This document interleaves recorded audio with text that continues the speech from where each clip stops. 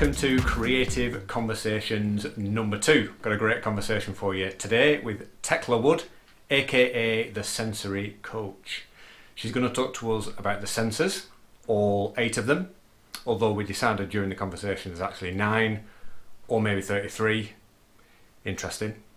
Sensors, sensory types, people's sensory needs, and how we can support people effectively in the workplace to ensure that people are happier, have better health and mental health, and are therefore more creative, more dynamic, better able to contribute their skills and talents to the organisation.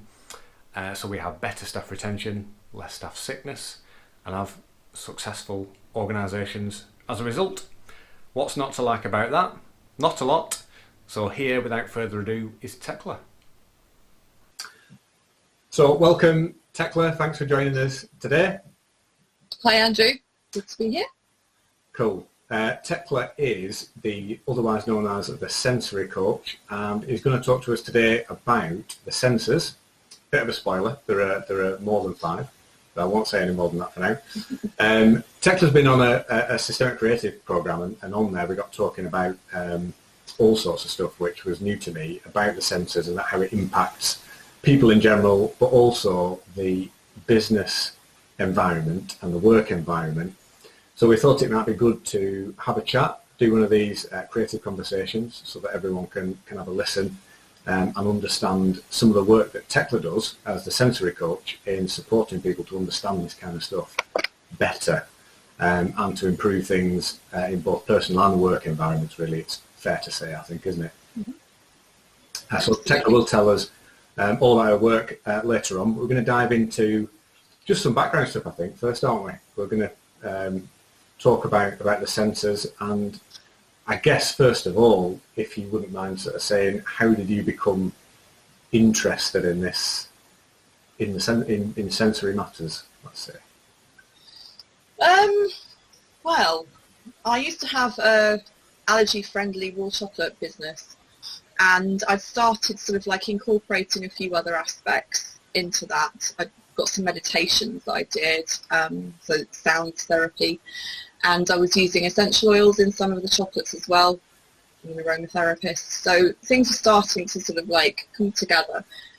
But then for various reasons I had to finish that business, and I took some time out because I'd basically burnt out and I was suffering with PTSD, and so I needed to take some time out from the business to sort of heal that. And I knew that I wanted to do something else, but I didn't know quite what. And I knew that I wanted something that could incorporate all of the things that I'd been doing. And it occurred to me that everything was connected to the senses. So that was going to be the umbrella.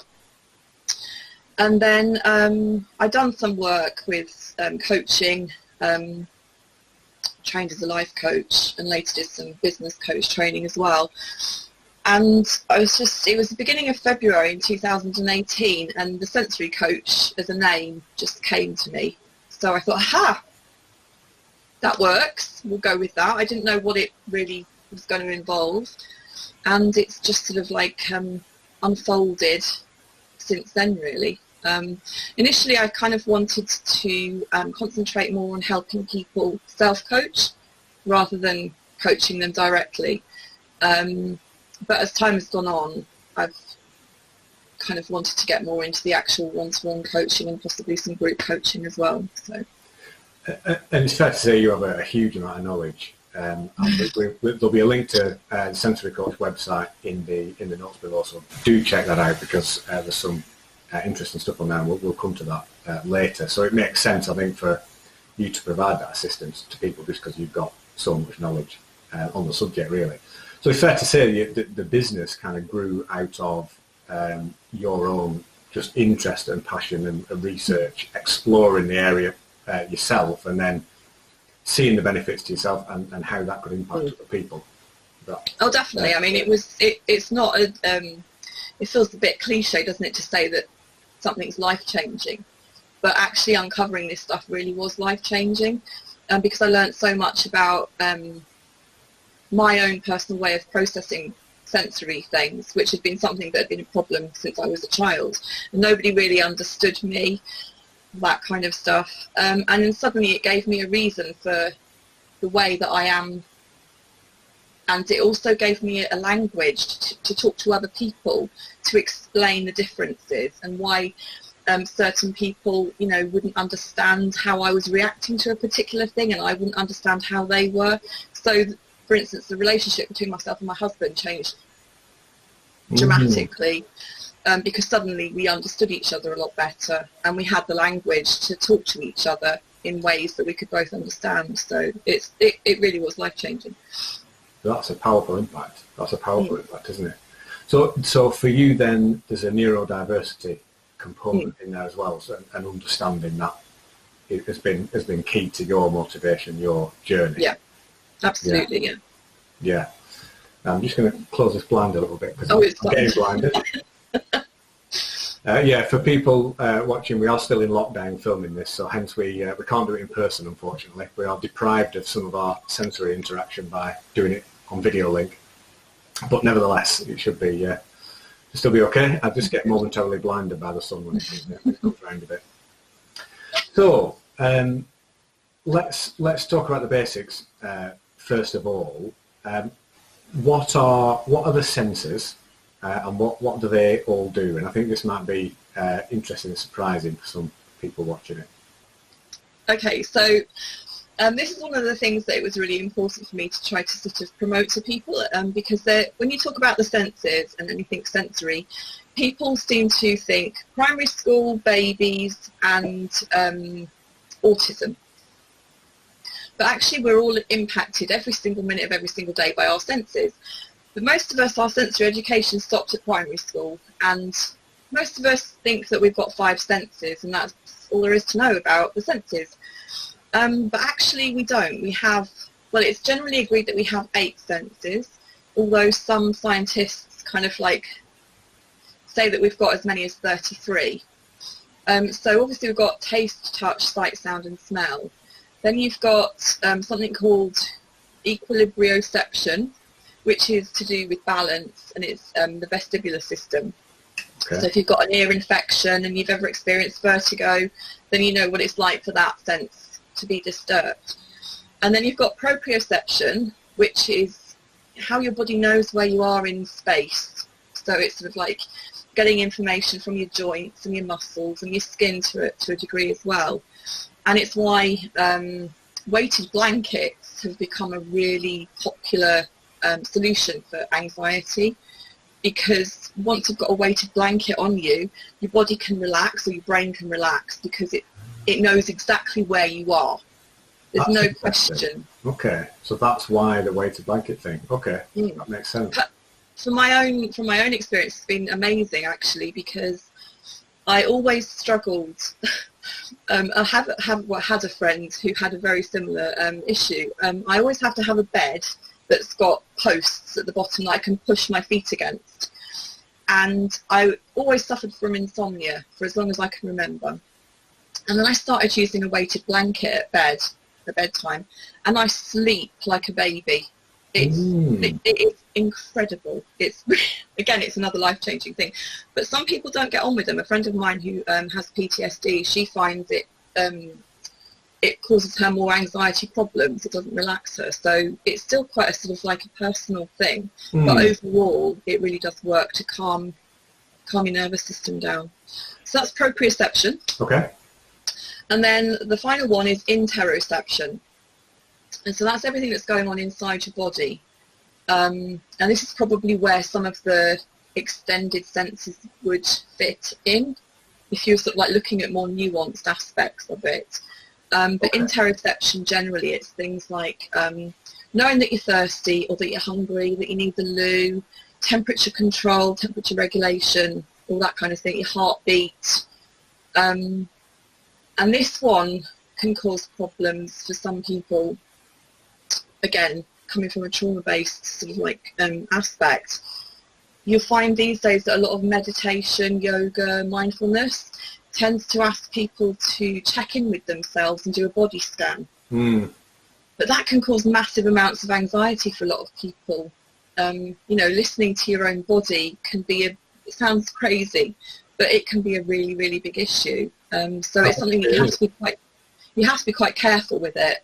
And that's one of the other things that I've been to a couple of events, meditation, mindfulness type things, and it's always brought up. It's always like going to a body scan.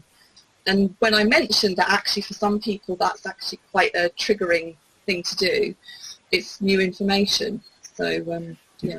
I relate to that. Actually, I've experienced exactly that thing with meditation or with yoga. I do quite a lot of yoga, and focusing on breathing for me is quite anxiety inducing. So I don't do it. It has the opposite effect to what it should do. Not that I have any issues with breathing or anything like that, but it doesn't relax me. Quite the opposite. It makes me, the focusing on it, I find quite an intense activity. So it forms anxiety instead of reducing. Yeah. So that's really interesting. Yeah. So that's the 8. And so, I mean, 33. Are they different facets of interoception then? It seems. I think they would be. I mean, it's like I say, 8 is the number that's currently generally agreed upon. But yeah, it would be things like, I can't think off the top of my head, but we mentioned recently the magnetic. I think that's involved. The heat. Obviously, that's included within interoception because you're talking about temperature regulation, that kind of thing. But I think they're quite nuanced aspects of sort of temperature control that would include, a few different angles. So yeah, I don't know. It's all up for debate. So I don't tend to sort of like go down that rabbit hole. So they're perhaps facets of the others rather than necessarily totally independent. I would say so. Yeah, just to elaborate a little bit on the magnetic sense. Tekla and I were discussing the other day a new piece of research which seems to demonstrate that humans, when starved, I think it was more males than females, wasn't it, for some reason, are able to sense the geomagnetic field in a similar way to it's thought that migrating birds migrate.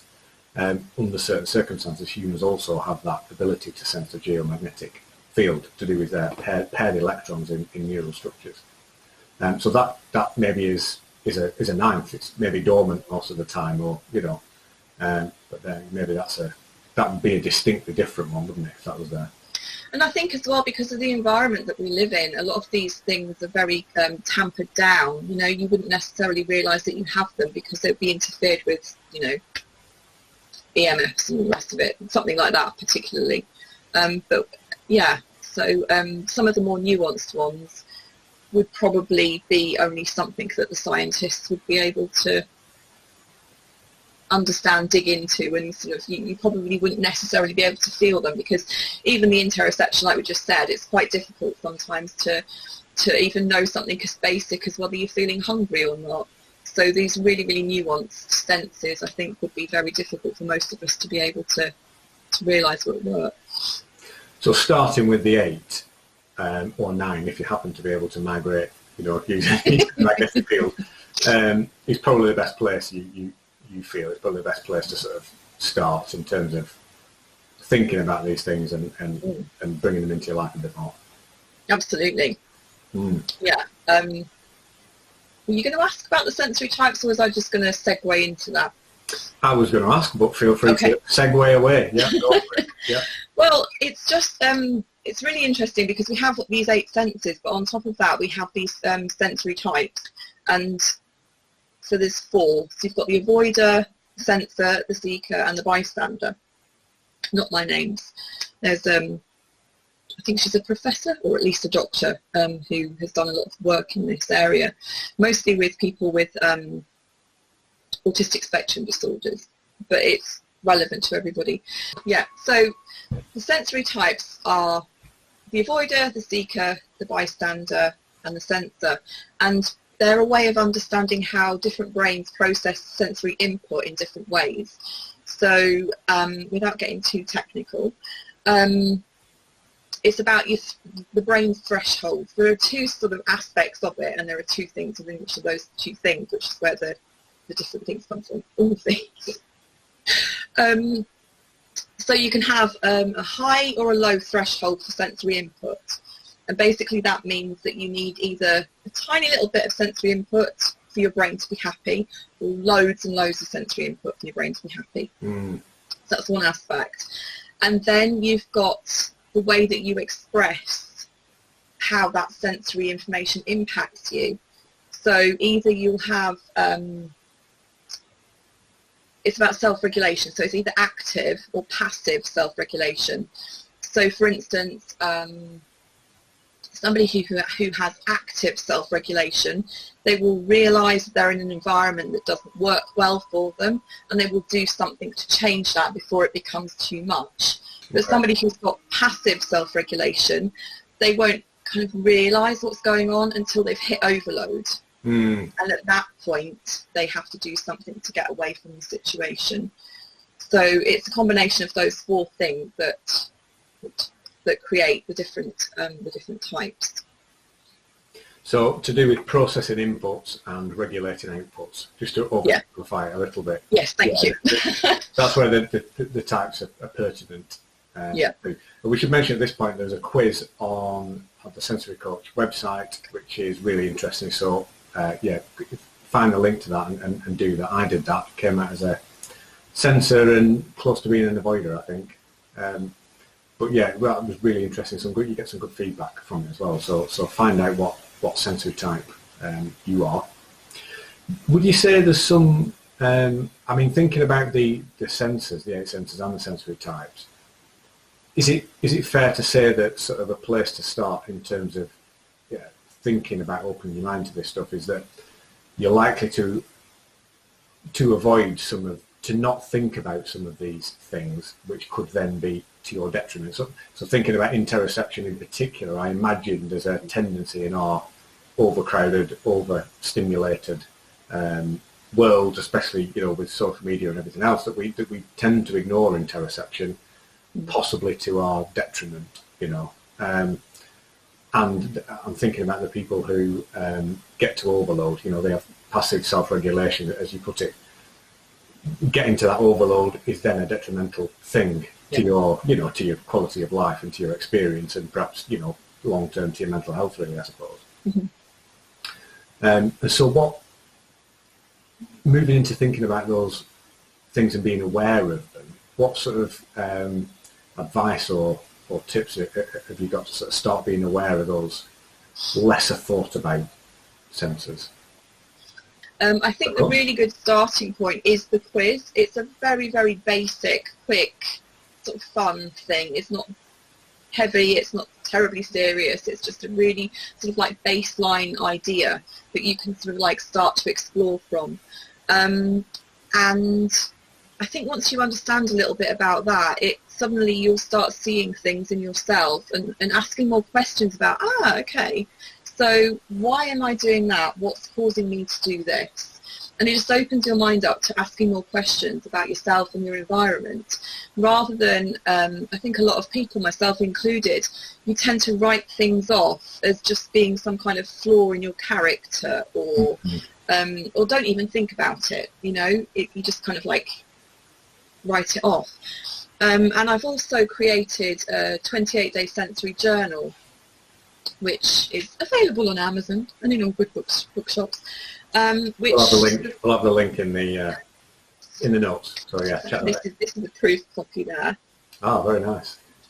And so it just talks you through, a lot of this stuff, but it sort of asks you questions each day that you can just jot down things that you notice. And I think that's the thing that's really important, is just noticing, starting to notice, starting to be aware, being curious is huge, and it's not going to happen overnight. You're not going to discover every single thing about what triggers you or doesn't trigger you, what fires you up and what doesn't. It's a learning process, and it's a lifelong learning process, really, because we're always coming up with new things that we're interacting with in the world. But it's just, I think the key thing is finding out the information on a basic level, and then just being aware and getting curious about it and noticing. It's that simple. And so what's your sort of, I'm thinking, from my own experience, I get overloaded in a sensory way quite quickly, and certainly if I've been in a social environment, say like a pub or something like that, I can enjoy that environment, but I need some significant space to myself afterwards. I need a day afterwards to kind of be at peace, sort of either in nature or kind of on my own, because I I have a huge amount of input, you know. I guess I kind of know myself, and I've done a fair bit of, you know, work and therapy myself, and, you know, kind of understanding myself better. So I give myself permission to have that space. Mm.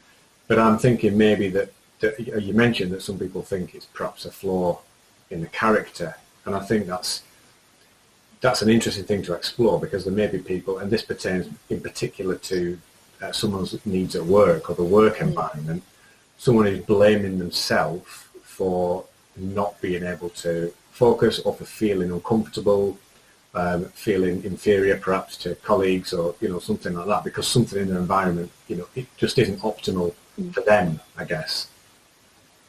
So asking questions, starting to explore, that's a good starting point. Mm-hmm. Where would you suggest people sort of go from that point? I guess for me, it's from a personal perspective, it's moving into self-acceptance and understanding that this is who I am. And it's not to say that that's, you know, written in stone. There are certain things that you could do if you really, really want to do something, but you struggle with it, then you can, you know, make steps towards being able to do that thing. But, you know, it's working with what you've got, accepting who you are, and at the end of the day, if something makes you feel uncomfortable, that's okay, you know, and find ways around it, or just completely cut it out of your life altogether if you want to. That might not be a very cool thing to say, but actually, you know, if you know, so for instance, the vestibular system is a really good example. I have a really sensitive vestibular system. I get car sick, I can't stand roller coasters, I'm not good at heights, lifts and elevators, escalators, I really struggle with. And I've been laughed at a lot as a child and as an adult. But understanding that actually that's all to do with my sensory systems, and there's nothing that I can do about it, gives me power to say, actually, no, I'm not doing that thing, and not to sort of feel that I have to succumb to any pressure, outside pressure. So, you know, if you have somebody who loves roller coasters and they're your friend, and they might want to drag you on the roller coaster, and they're calling you a wuss and a wimp, and oh, for goodness sake, just get over it, because to them it's brilliant. It's the most amazing experience. It gives you the power to be actually able to say to them, okay, well, you go and have a good time, and I am really happy to stand and watch you. And that's just because we are different in the way that we process things. So it removes that aspect of, you know, feeling again it's a flaw, or feeling that you might be being bullied into something that you don't want to do. And I think one of the things that I said to you when we first met was around team building exercises.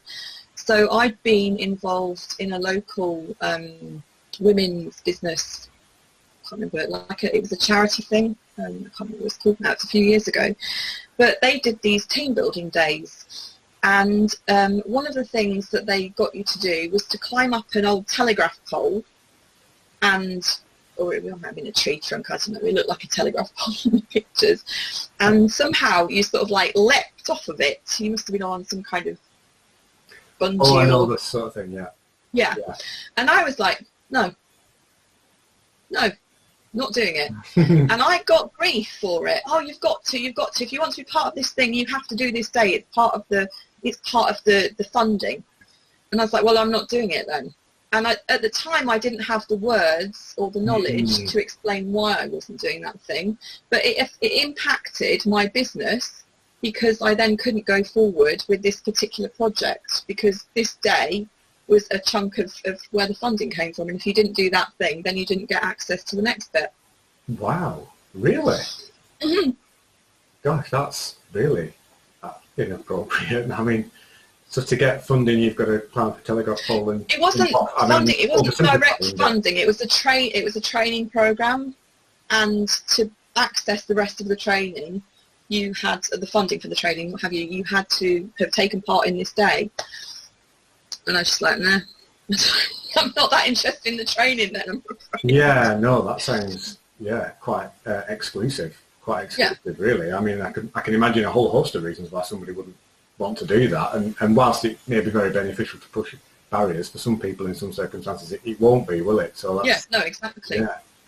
So that's a great message there. Which, knowledge is power, and control. It gives you some control over your life, confidence to sort of say, confidence and a reason and a language to say, this isn't right for me, or actually I need this in order to feel comfortable, or So that's a really good message. Yeah, and that brings us on, doesn't it, to how it pertains to the business environment, because I mean, just one example that pops into my mind as I'm speaking really is the proprioception and a cluttered environment. So in say an open office where you are one desk in amongst lots, and other people don't necessarily have their space as you would have it, or hot desking or something like that, could be really, that could be quite difficult, couldn't it, for some people? Yeah, well, open plan offices are increasingly being shown to be really bad for all employees across the board, no matter what their sensory type is. But unfortunately, employers tend to look for the short-term savings rather than the long-term potential increase in productivity and therefore turnover, I guess. If the productivity increases, then there's going to be, a financial impact in the longer term. But people tend to think more short-term, and they think, well, it's going to save me money having these, cubicles. But in terms of employee health,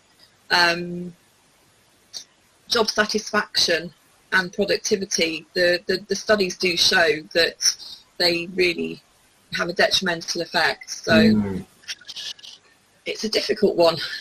Yeah, sure. It's something that we talk about all the time at Systemic Creative and on our training program, and in the coaching arena, is that happy and contented and staff that feel safe and like they belong, the productivity and creativity and dynamism of the organisation collectively just moves up exponentially. So that's one aspect. The open plan office. Just before we move on, can you say a bit more maybe about the sensory, from a sensory perspective, the impact of the open plan office? Well, if you think, to be honest, I've never worked in an open plan office, so I don't have personal experience of what it's like, so I have to work from imagination. But if you think about it, I'm thinking about call centres even. If you're ringing up, say, the electric company, and you get answered in the call centre, you can hear all of the other people talking generally in the background. So right there, you've got disruption from the different sounds that are going on all around you. All those different smells, everybody's got different aftershave, different deodorant, different perfume, different hairsprays, different washing powder. All of these things are combining and creating a sort of like a sensory reaction of some kind. Visual stimuli, it might be too much for you, seeing all those different people and the movements that are going on all around you, or there might not be enough visual stimulation. Both of those can be a problem. And I think as well, it must come down to control of your own environment, because in that kind of situation, you are quite limited, really, aren't you, in what you can actually alter to make things better for yourself. And so I guess that's where it's important for employers to understand this, this concept. It's not a concept, it's, this thing, the senses and the sensory types.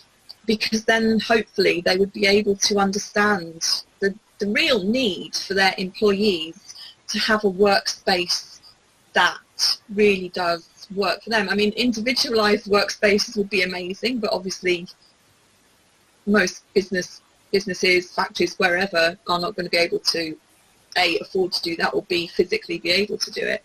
But just being able to understand where the frictions might lie and try to mitigate as much as is possible, and understand that your employees aren't trying to fob you off with excuses if they are a particular sensory type and they're having certain issues with sound, or any of the things that we just talked about. So in terms of, you mentioned there's obviously going to be a balance between what employers might like to do and what they actually can do.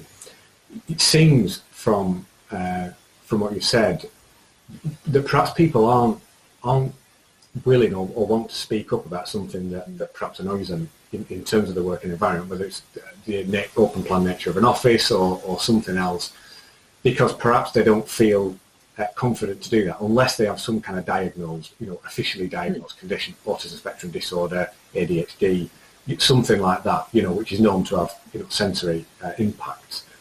But perhaps armed with the knowledge from your quiz or coaching or other similar,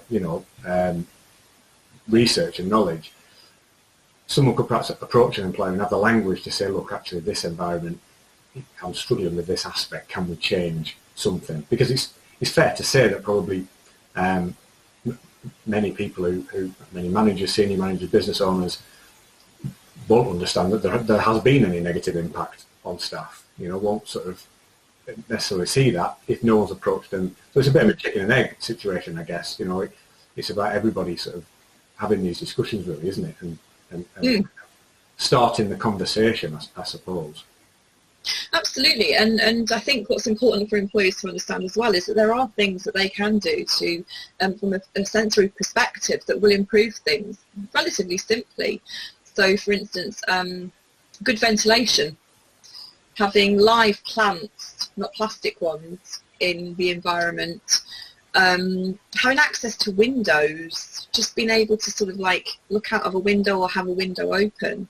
These are all things that generally would be more or less quite easy to implement in most workspaces, I would have imagined, and they can make a really big difference to people and their sense of just their general sense of well-being. And obviously, if you feel better, then your work is going to improve as well. One really interesting thing that I learned recently is around air conditioning. So air conditioning apparently generally is set to a temperature that works really well for men. Women need the environment to be quite a few degrees warmer, and their productivity drops a big chunk if they are cold. And the depending on what the sort of like the ratio of male and female employees is in an environment, it's generally more productive to have the temperature turned up to suit the women than it is to the men, because the drop in the raising in the temperature for the men only reduces their productivity by a fraction, whereas the women, the turning up of the temperature increases their productivity sort of like by several percentage points. So the payoff can be quite large, depending obviously on the ratio of male to female in the office. But it's just little things like that. That's an interesting point. I have to say it's totally the opposite in my house. My wife likes it about 10 degrees cooler than I do. Right. So I guess there's plenty of exceptions that prove the rule, I suppose. Absolutely, yeah. But I always want it much warmer. So what then? So there's a couple of good tips in there for employers. What could an employer, say somebody's watching this, what could they start to do to think about these things and implement them in the workplace? What would be the way that they could approach it, which will be the most beneficial to both them and the staff? Well, I guess obviously those things, the ventilation, the windows and the plants. If you don't have good ventilation and you don't have plants in your office space, then hire some in, do something with the ventilator. If you've got windows, fantastic. That's really easy. But I would say that having the conversation, I don't know how that would work in big companies, but maybe it's a human resources thing, maybe it's some kind of training, or even just a conversation around it, and just ask people the questions, because so many people don't know this information, and it really can have an enormous impact on every aspect of your life. even relationships in the workplace, you'd have somebody who's maybe an avoider, who's very rigid and, you know, generally probably is perceived as being a bit of a pain in the backside to work with. But if you understand the reason behind that, I mean, I'm not saying that that will always be the case. They might just be a bit of a pain in the backside without any sort of like sensory issues having anything to do with it. But, you know, opening up those conversations, getting to know the people that you work with and understanding why they do the things they do, it relaxes everybody, because suddenly it's not about somebody doing something to annoy you.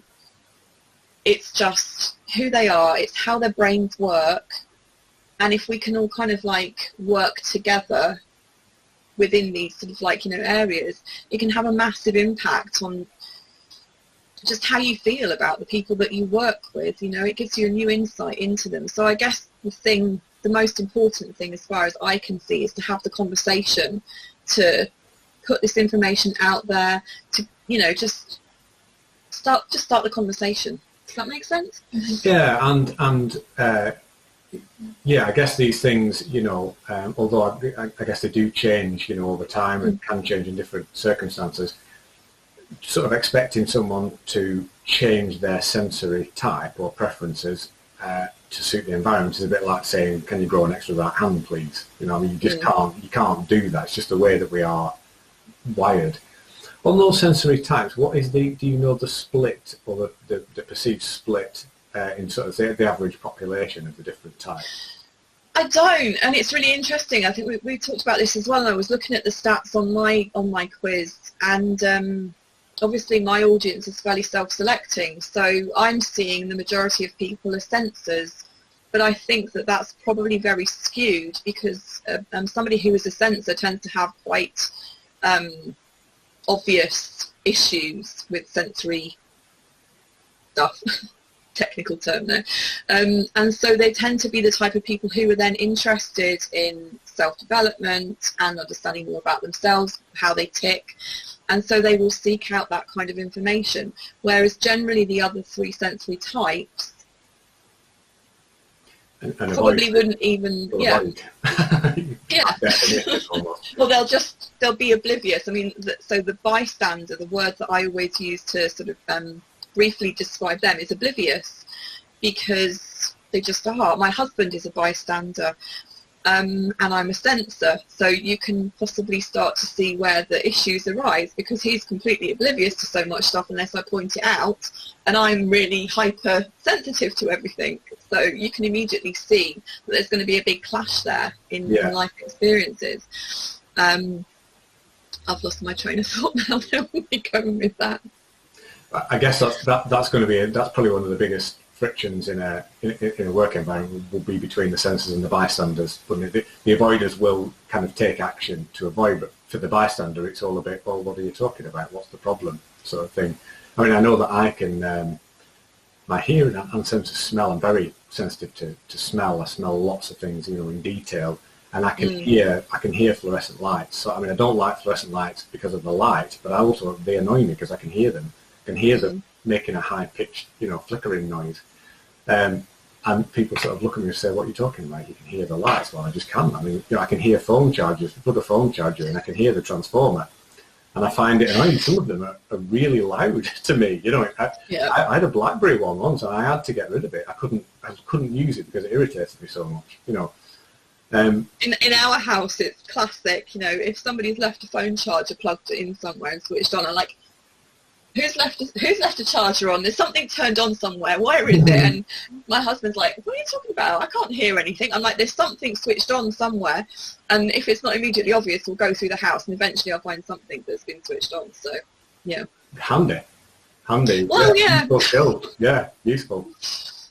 Also very annoying at times as well, though. So. Well, yes, yeah.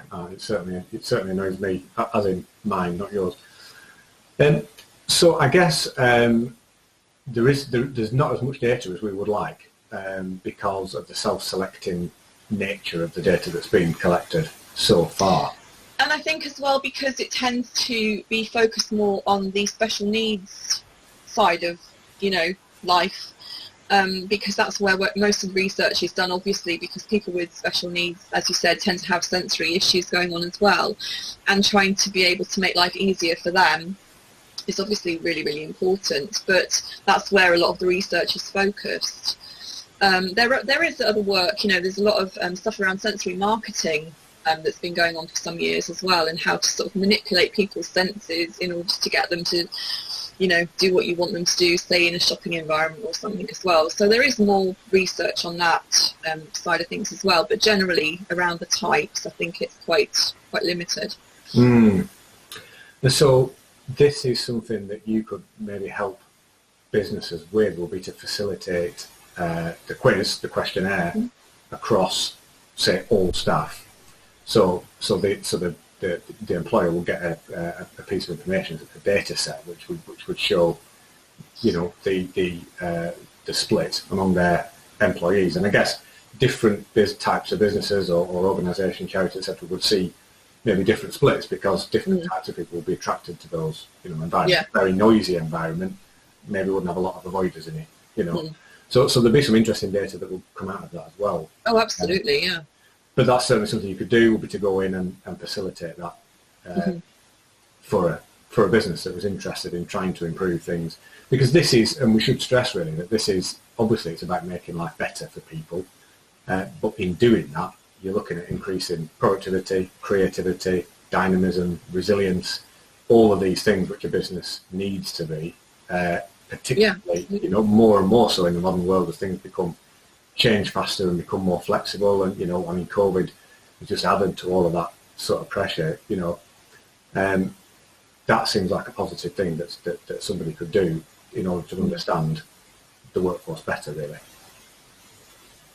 And from the way that you look at systems and companies, it's about working with people's strengths, isn't it, and finding places where they would fit in better. So if they are struggling in a particular area of work, but you can see that actually their strengths could help, in a different sort of like area or a different environment within the workspace, you can try that out and see how it works, rather than just possibly getting rid of them or trying to force them to do things that just aren't within their gift, as it were.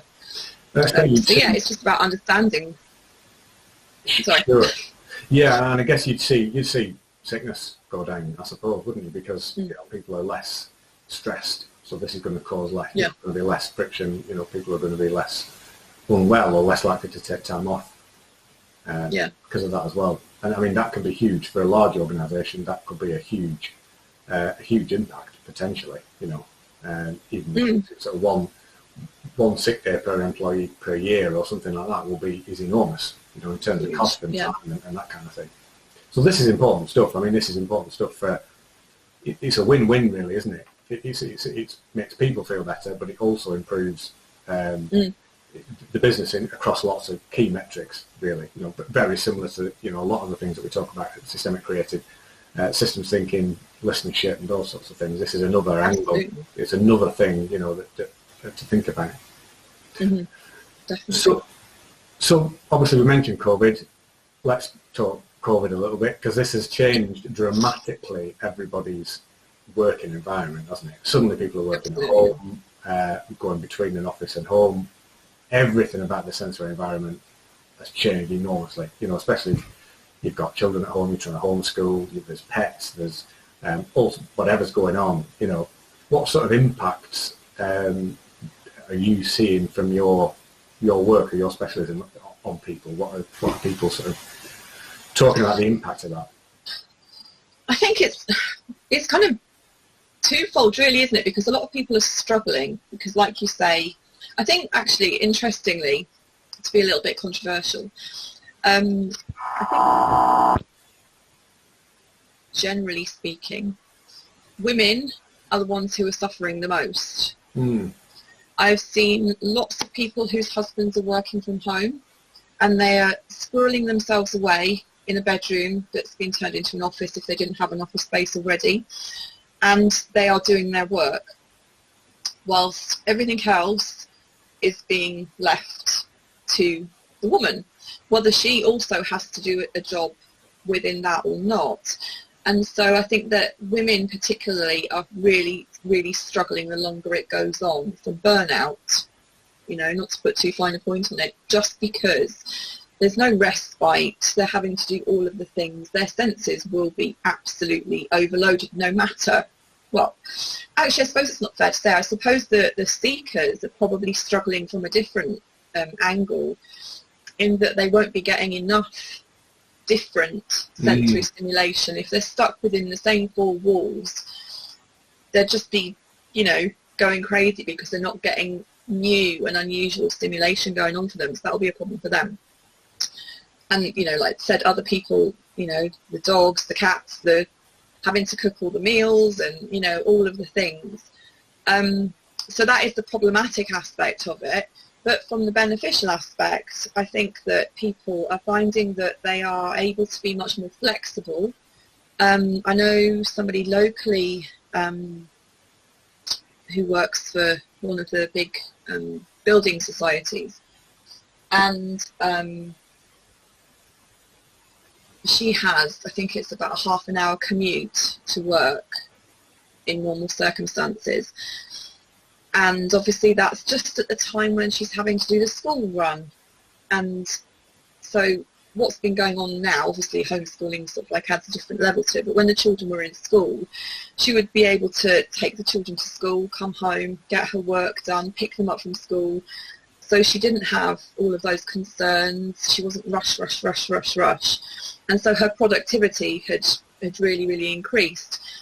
I guess those aren't necessarily sensory aspects of it, but people will be much more able to create a sensory environment that works for them. So if it is too noisy and the children are happy to be entertained or do their, you know, homeschooling on Zoom or whatever they're doing, then being able to use sort of like headphones, or just have an oil burner or something going in their space that can make it more conducive to helping them to feel better.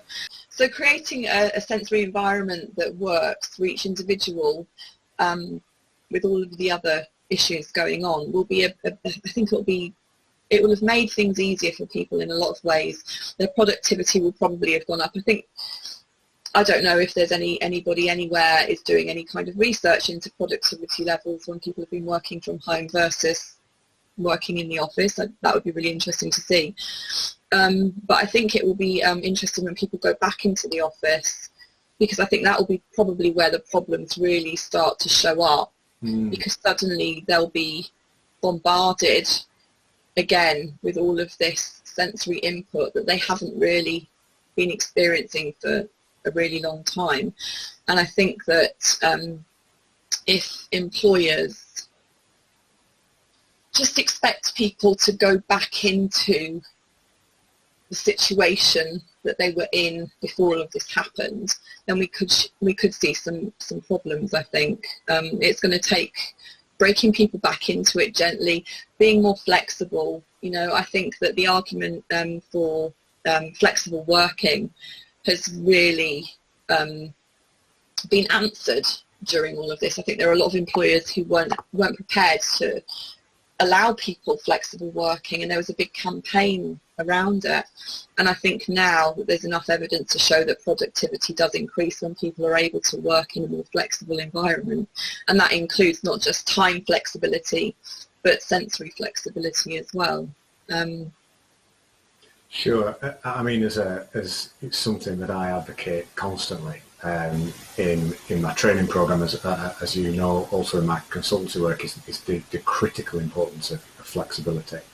And, you know, flexible, we at Systemic Creative, you know, operate the paradigm. We consider the organisation as an organism, and one of the key facets of life, for something to be a living system, which is dynamic, creative, able to move forward, one of the key facets of that is flexibility.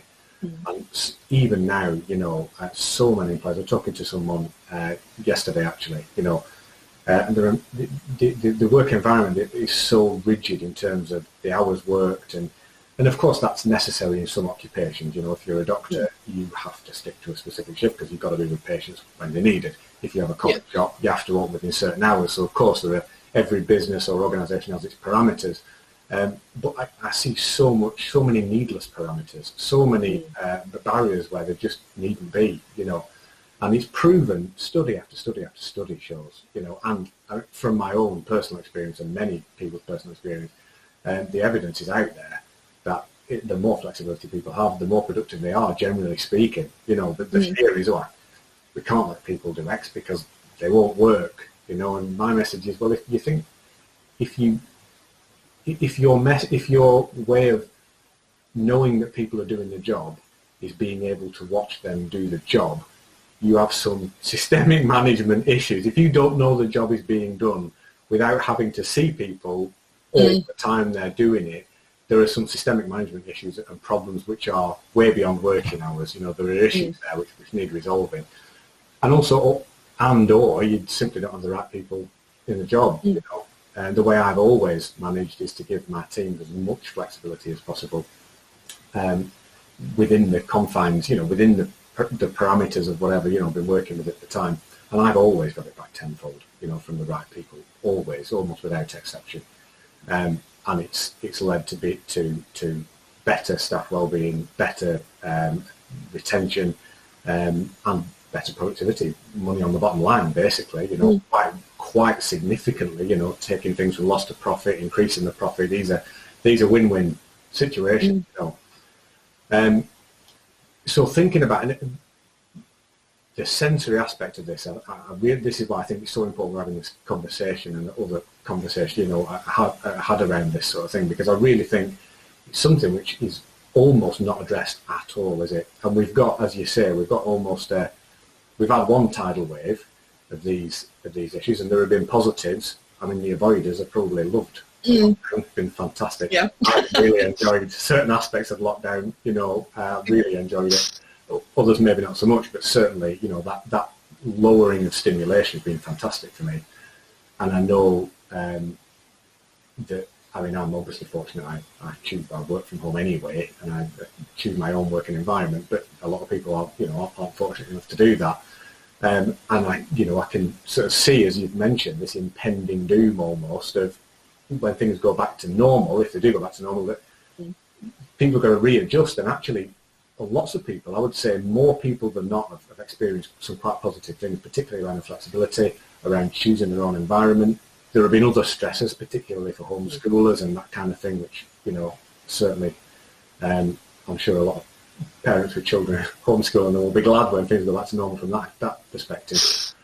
But I think it's really important for people and for employers to think about, well, two things really. One is how can an employer support people working at home from a sensory perspective? You know, what are there things that the employer can provide, ways of working? Perhaps it's more flexibility, so that yes, you can homeschool in the day and you can work in the evening if that's better, as long as the job's done.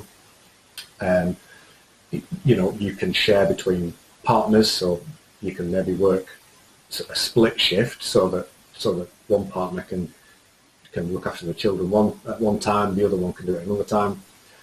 Or maybe aids, you know, practical things that can be provided.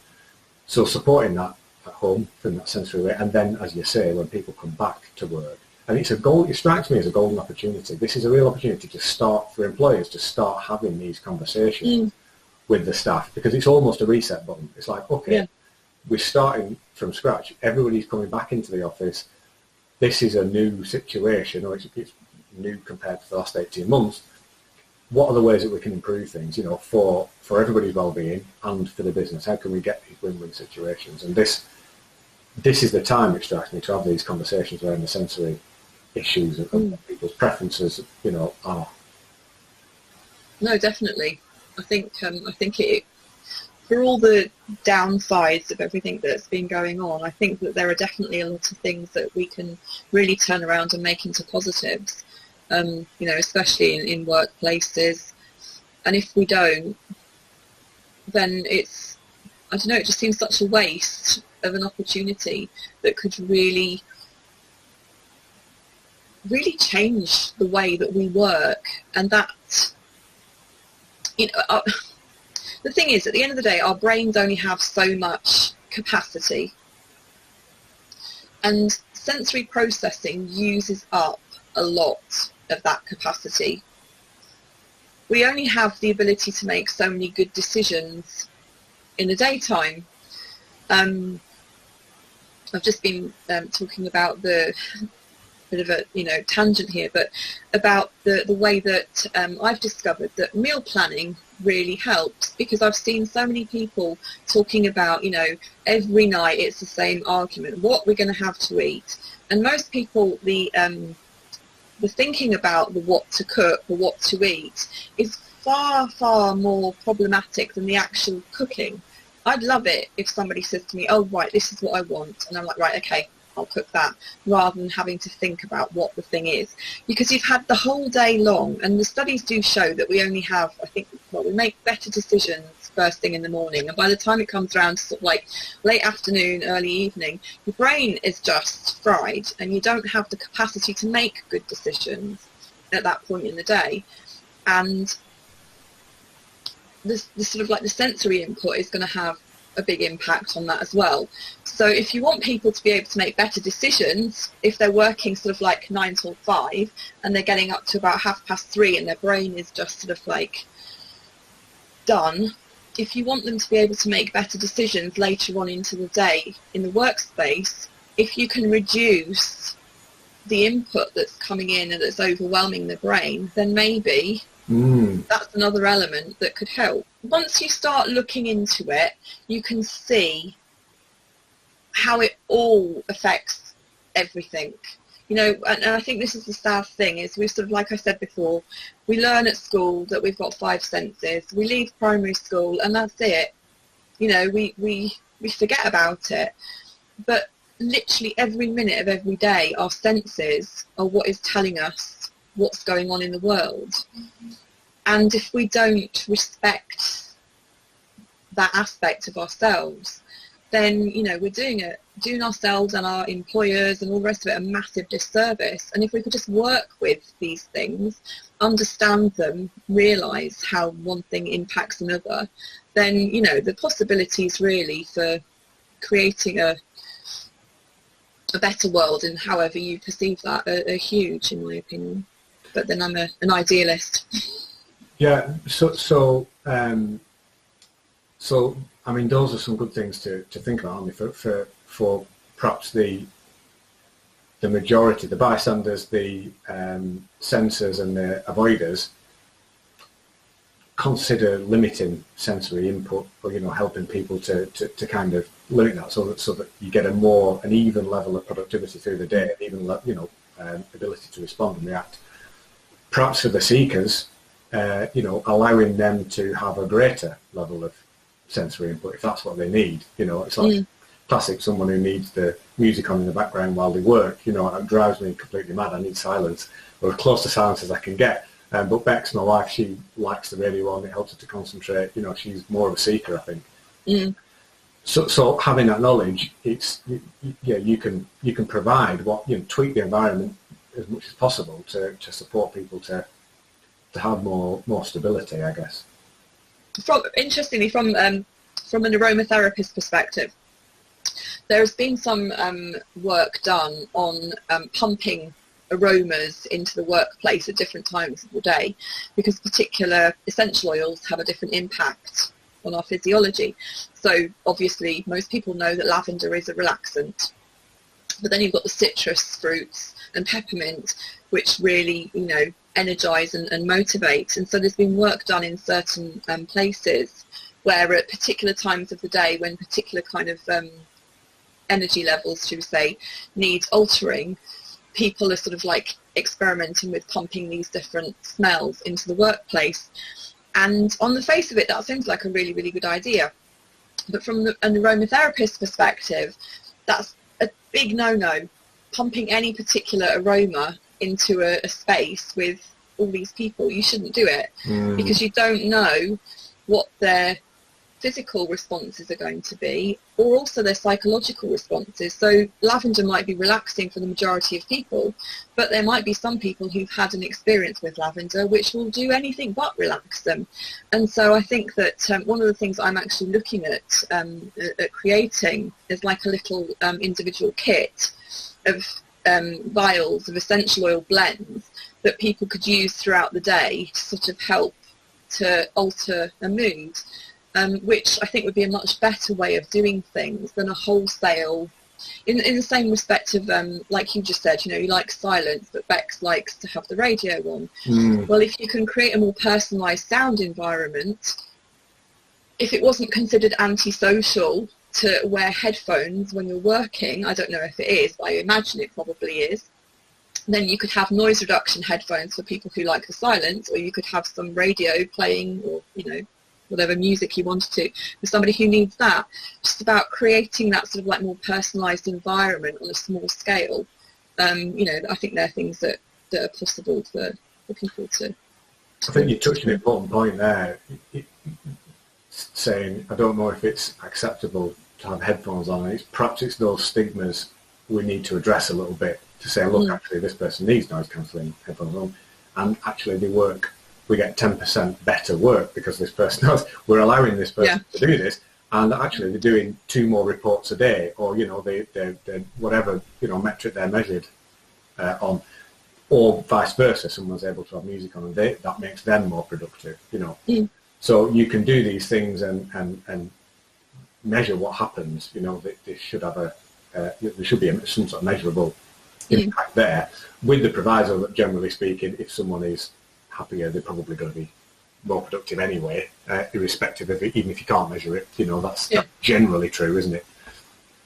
So even something as simple as having weighted blankets available for people to use if they're getting stressed out and they're sort of like in their work chair, and they can carry on doing their work whilst they're wrapped up in a weighted blanket. Something like that could help some people.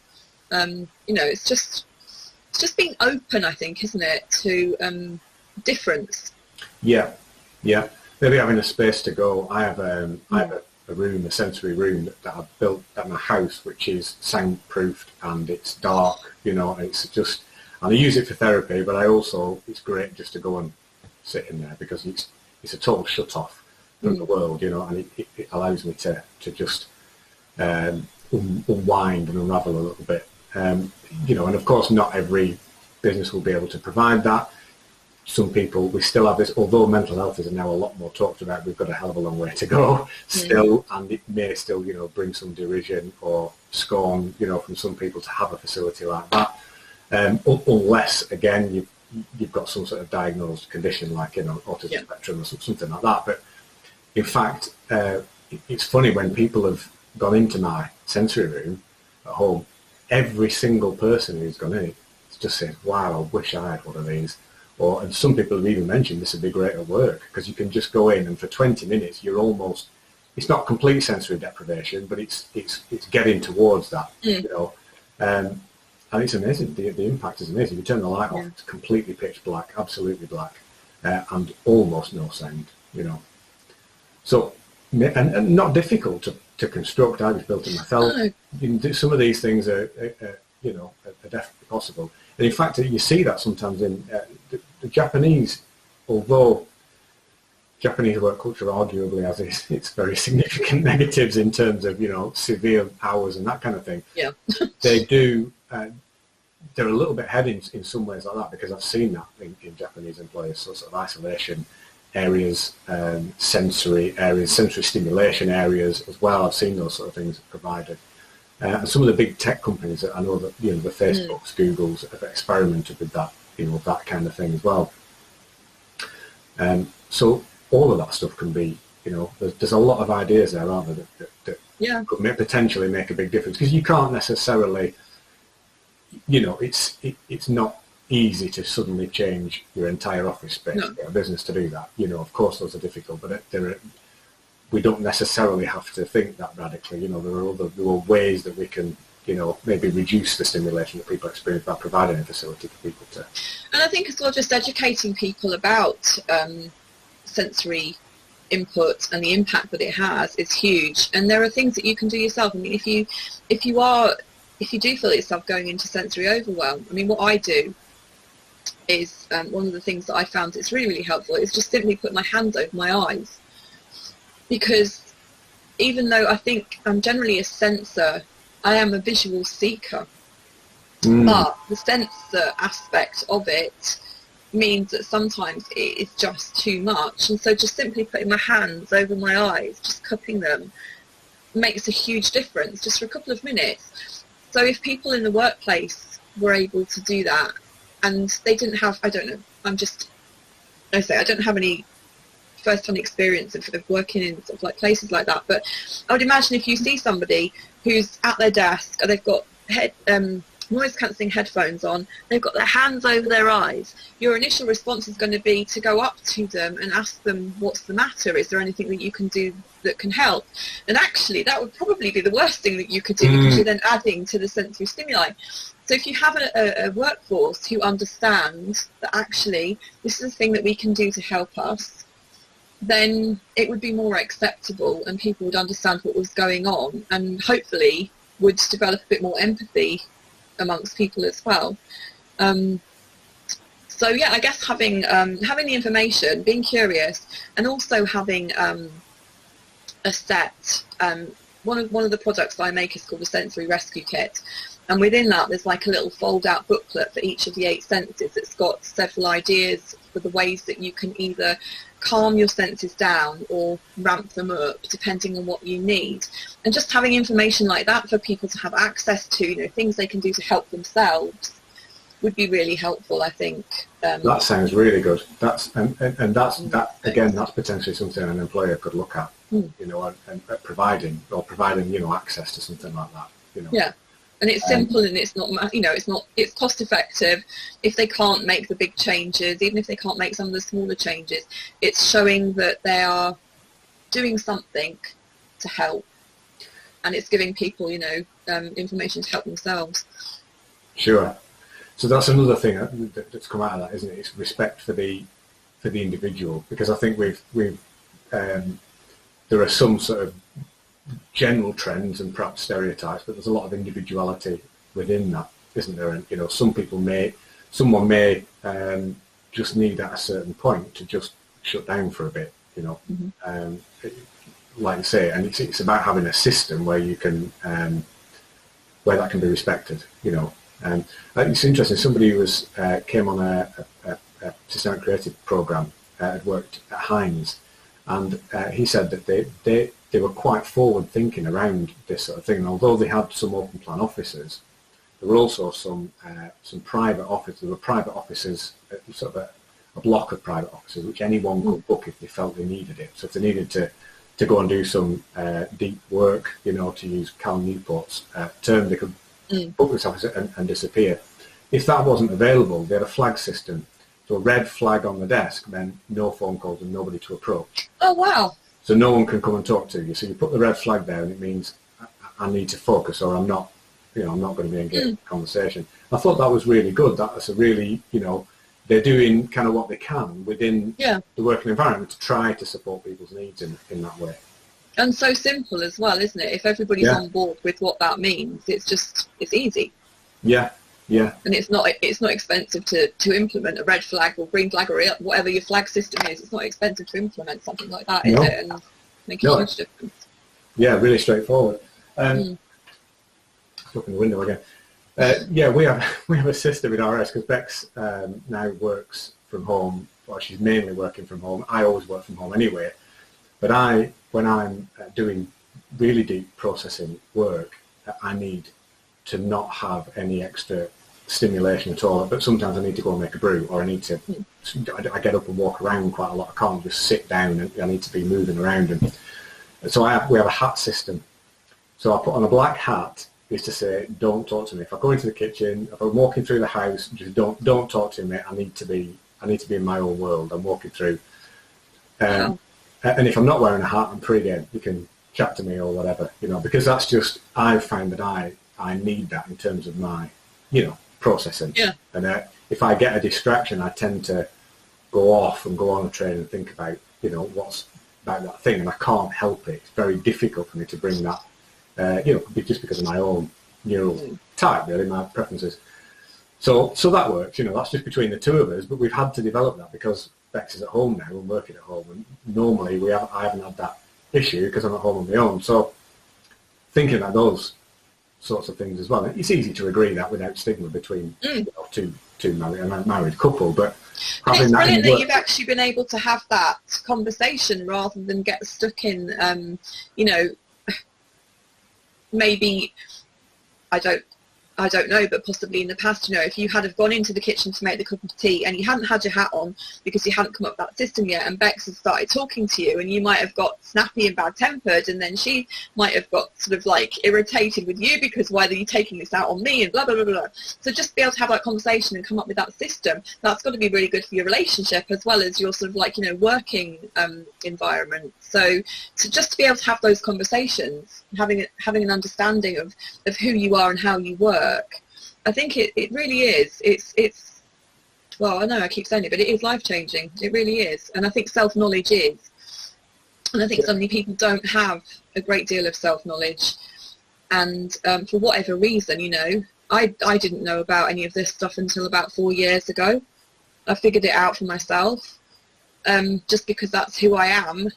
But the majority of people, as one of my dear friends told me, don't think like me. So, you know, they're probably not going to come up against that information. So if employers can pass this kind of information on to their employees, then, you know, the knock-on effects, because I know that you're both working from home, but if you were working in an office space as well and that thing hadn't been addressed, then you're going to take those problems at home into the workspace with you, aren't you? And vice versa. So if you learn this stuff at work, you can take it home. So home is going to work better for you. So therefore work is going to work better for you. So it's just this, you know, this virtuous circle. Yeah, thank you. Yeah. That's so fun. Yes, it's a win-win-win, really, isn't it? Yeah. Because the one thing improves the other. I mean, and in terms of productivity, that hat thing, honestly, it saved me an hour more a day, because if I go on a mental tangent on something, I've got to force myself to come back to the thing I was, you know, doing. And if that is a very deep, involved project type of thing, or I'm learning something, it takes me a long time to do that, and it can be an hour. And if you think about an hour of employee time, that's huge. And if that's happening on a regular basis, you know, and it's interesting. I don't know if you've seen the film The Social Network. I've not seen it yet, but I've heard bits about it, and it's on my to-watch list. Yeah, and of course Facebook and Mark Zuckerberg, controversial characters, but that notwithstanding, there's some really interesting stuff in there. And one of the things, this idea that if someone's got headphones on and they're on a computer, they're wired in, so you don't talk to them, you know, and it's a rule, you don't talk to that person. And that's, you know, that's an example of this, you know, what we're talking about really. It's being acceptable to break those social norms or rules, you know. Yeah, and I think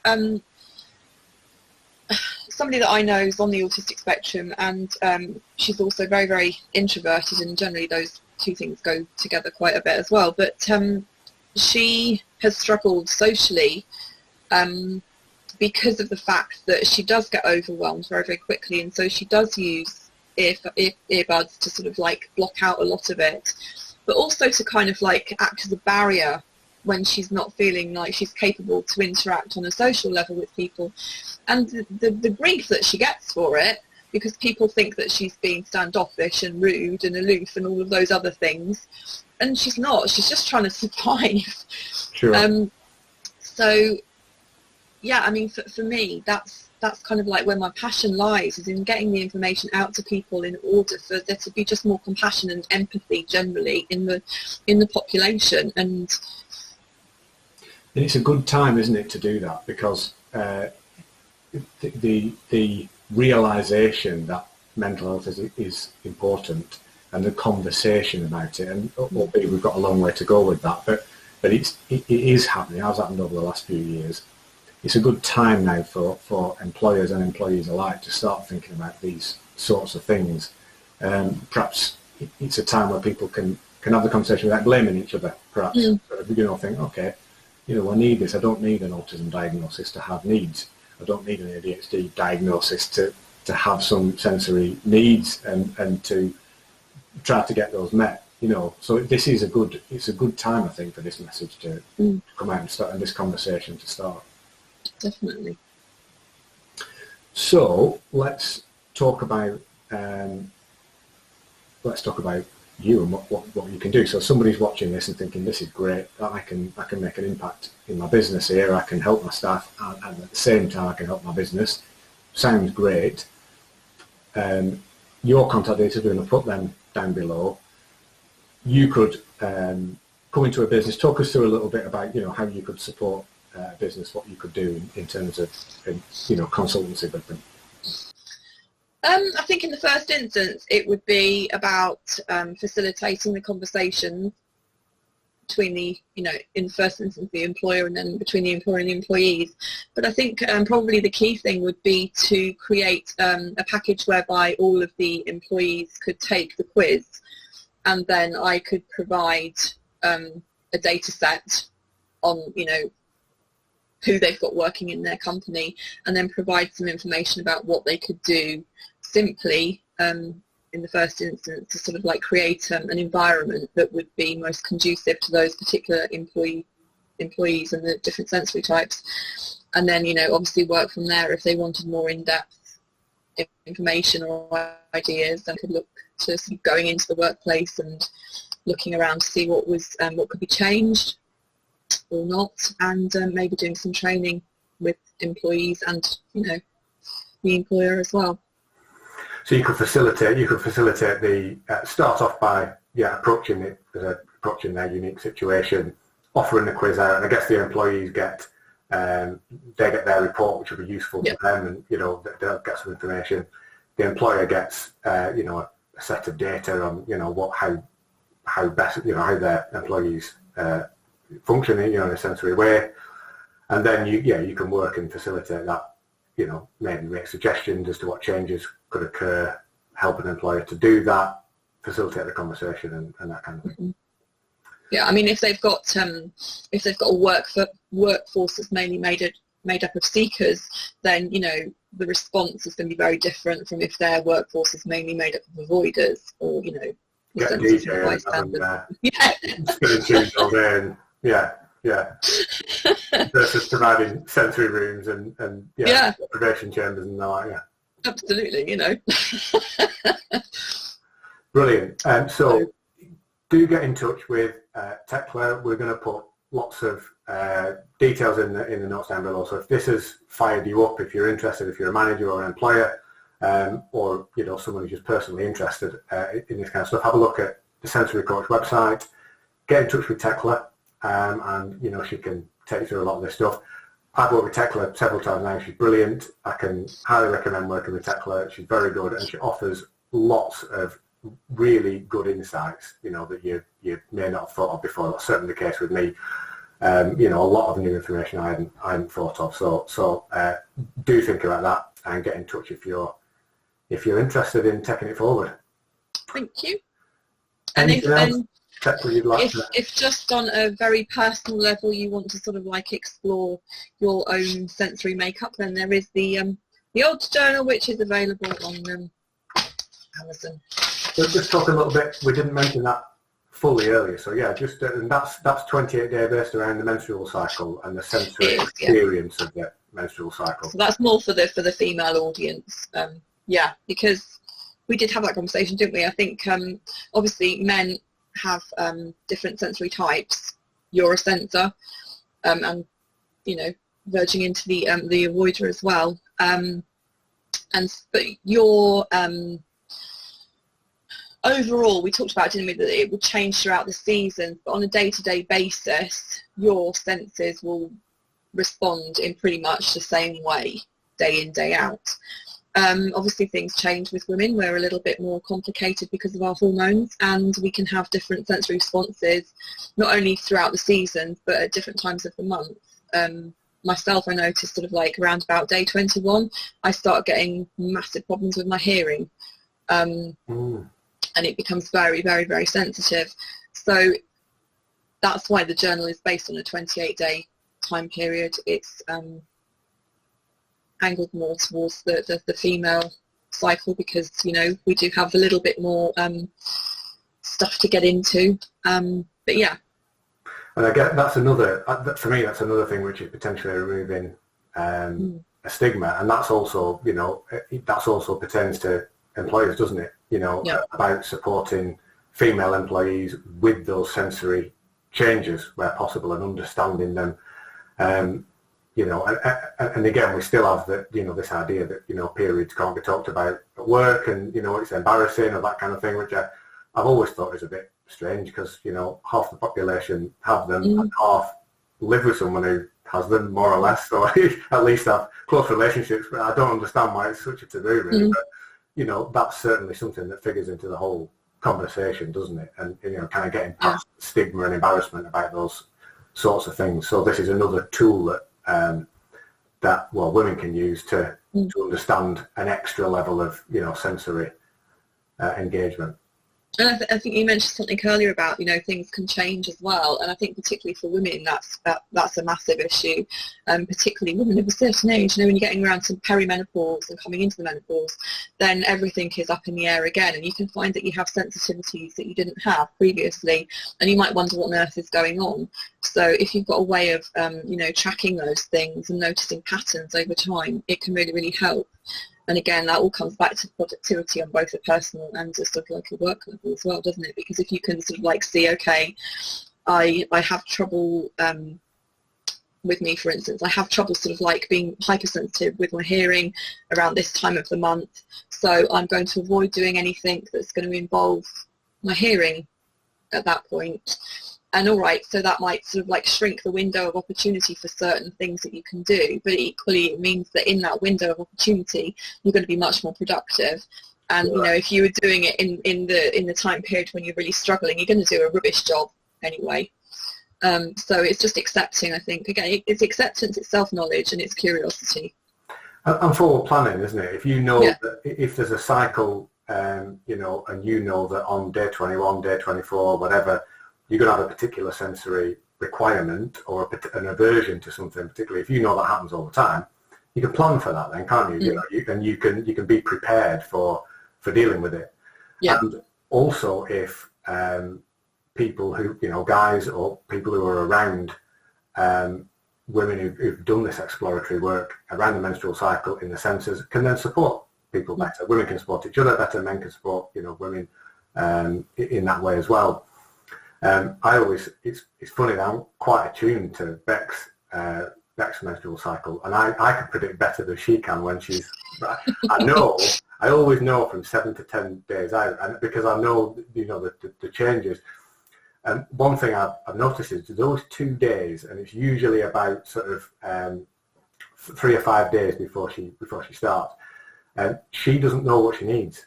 You know, she gets quite confused about what her own needs are, and some of those are sensory, because she'll want the comfort, she'll want a blanket and a hot chocolate, and, you know, that kind of thing.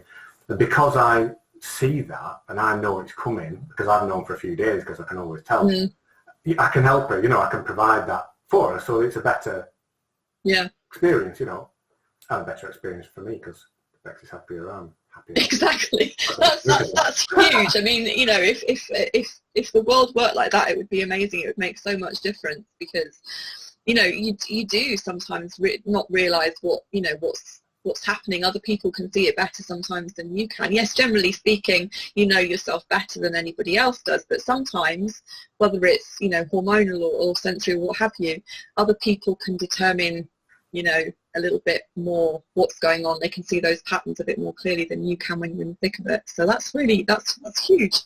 Yeah. Lucky Bex.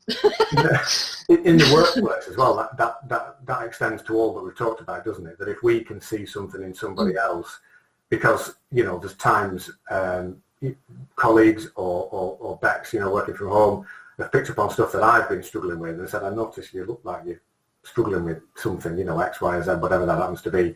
And I haven't realised that, you know, but, oh, actually, yeah, no, you're right. Yeah, I am. Yeah, I need to go and have a walk. I need to go outside. I need to be in nature. You know, sometimes I know that I need that in general, but I don't always recognise when I need it in the moment. You know, and sometimes somebody can say to me, people who know me well, and they know that about me, that I need to go and sniff the forest. I need the smells of woodland and that kind of thing. Go out for a walk for half an hour. You'll be fine when you come back, and I always am. You know, so we can help each other by having that conversation. We can recognise, you know, when someone else needs some sensory stimulus or sensory deprivation, or, you know, whatever it might be. Yeah. No, definitely. I mean, I've noticed in the past couple of years, if there's an experience that's happened with somebody else, whether it's, you know, somebody my children know or my husband knows or what have you, a friend, and now rather than making, I mean, I guess I'm still making assumptions, but they're more educated assumptions, I guess, but rather than making an assumption about their character, I sort of like, well, do you think possibly maybe it could be because they are this sensory type and they might be struggling with this thing? And they're like, oh, right, yeah, okay. And I think so previously, you know, it takes away that that idea that somebody's doing something to annoy you. You know, you can feel, you can be more empathic. I never know how to say that. Or I get confused with that word, which is crazy. But you can just sort of like, you know, you can help them and you can feel better about it as well. It's sort of like, it gives a level of detachment rather than you sort of like getting into sort of like feeling that it's about you. Yeah. Is that, yeah. Yeah, it's less personal, isn't it? It's less, it's less about two people struggling with each other, and it's two people recognising a fact, which you can then deal with as a fact, and, you know, then support that person or each other, or, you know, not make it a personal problem. Yeah. Yeah. Definitely.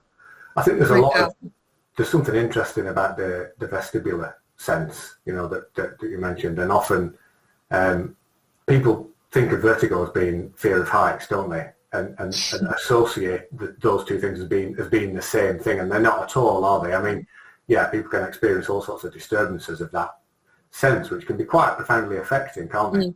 Definitely. Like certain types of movement can be a problem, or moving a lot can be a problem for some people. Yeah. You know, or staying still can be a problem in that way for some people. So that's another thing, which is almost never talked about, really, is it? I don't think I've had those, not in a workspace anyway. I don't think I've had those conversations in a workspace.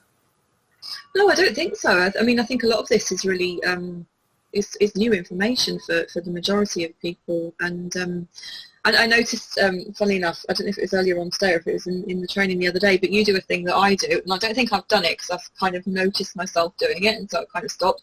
But I have I'm on a stool, not in a chair. But often, and the other week I was on a call with somebody else, and they say, "Are you okay? You're moving around a lot," and I also tend to sort of like do this. So even though I have quite a sensitive vestibular system, the movement is still something that I will seek. Yeah. And I think other people find it irritating, disturbing sometimes. I don't know. Distracting, I suppose, can't it? Distracting, yeah. But if you can sort of like, you know, if you have an understanding, again, it's all about understanding.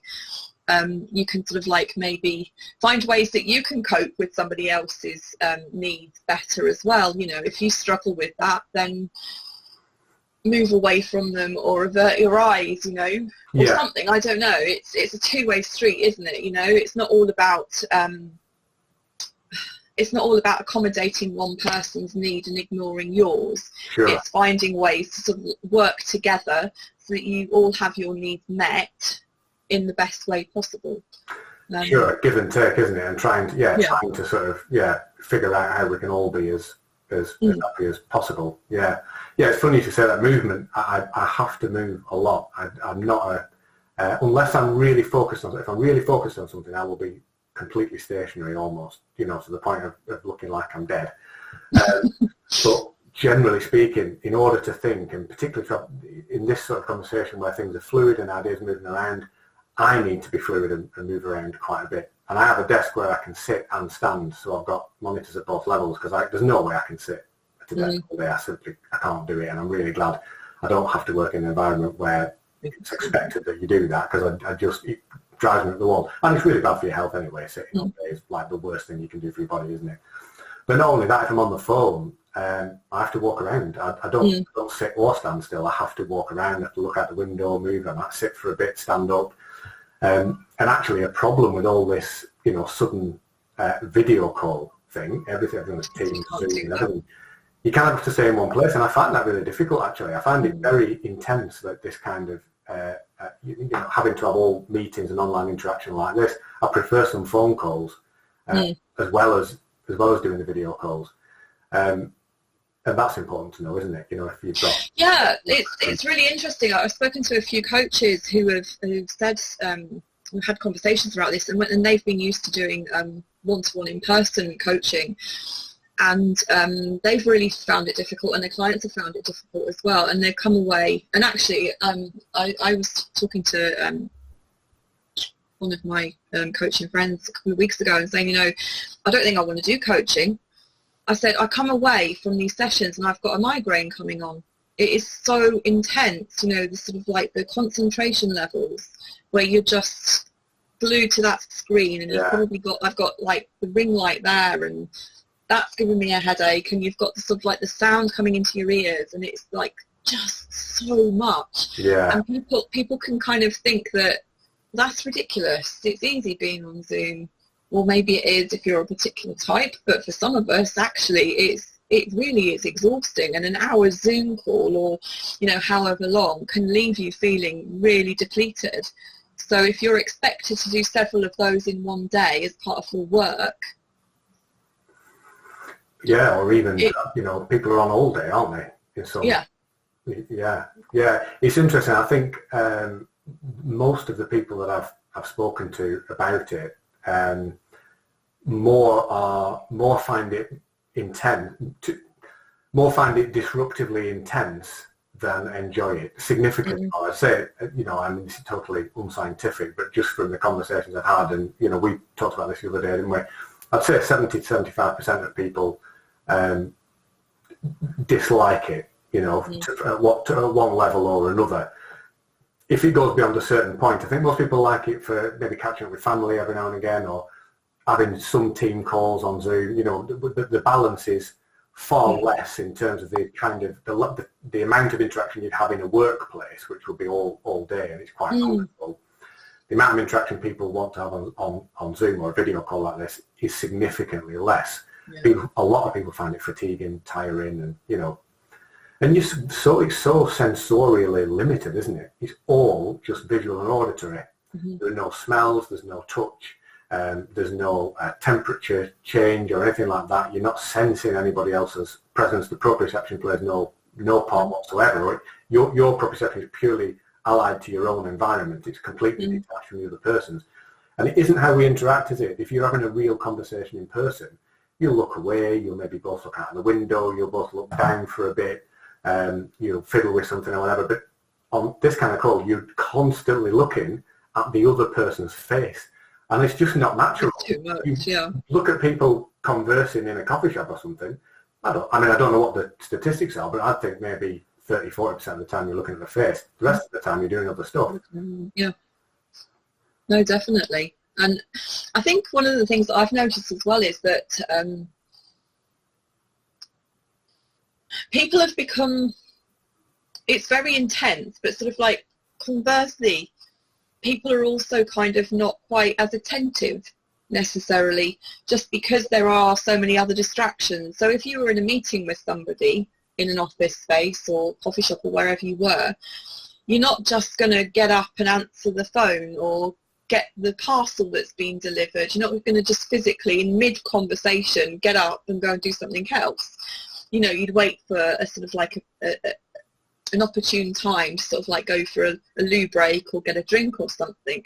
So it's kind of both things. It's massively taxing because it's so intense, but equally there's this disconnect which can cause different problems.